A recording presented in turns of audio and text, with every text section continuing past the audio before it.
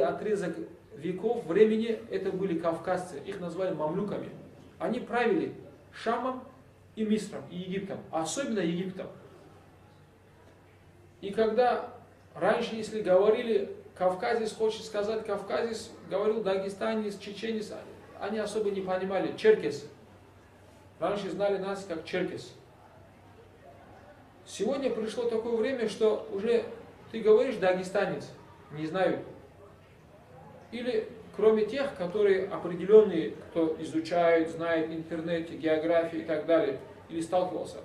Говоришь тоже черкес. Если старые, до этих событий современных, они сразу говорят, черкес, они знают, мамлюки, правители, там воины и так далее. Сегодня скажешь Шишан на арабском или Чечня, все, о, Чечня.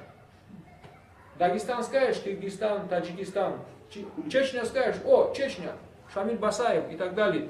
То есть у кого что в голове бывает, сразу у них что бывает, какие-то определенные что? Ассоциации. Если даже отложить какие-то отрицательные и положительные стороны, мы сегодня видим, что чеченцы уже, их слово, оно уже идет на мировом уровне.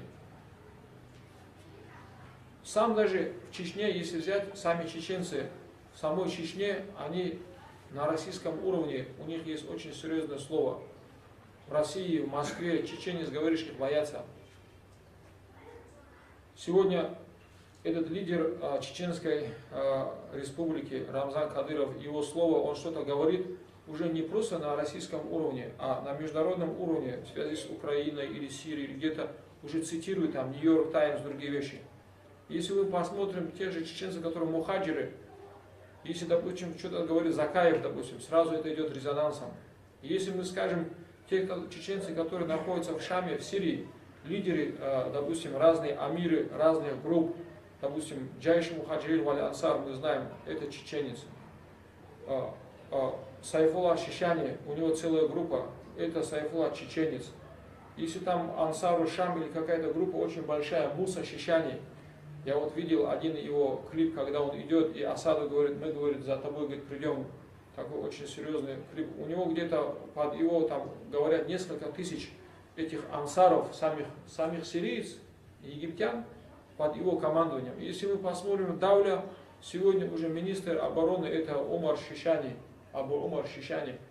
То есть, мы не говорим, кто плохой, кто хороший. Мы говорим, что этот народ, чеченский народ, Всевышний Аллах дал ему такую харизму, такие качества, которые он выделяется. Он выделялся исторически тоже, и сегодня так получилось, что они на таком мировом уровне, в Америке чеченцы, скажешь, там, Царнаев сразу.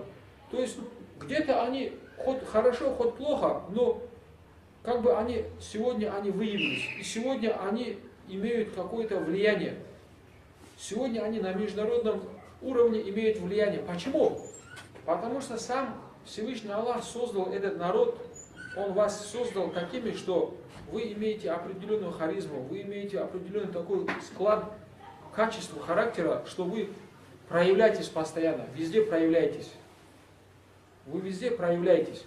И поэтому вот это качество, если качество идет в сторону шайтана, то это положительные качества, они работают на пути шайтана.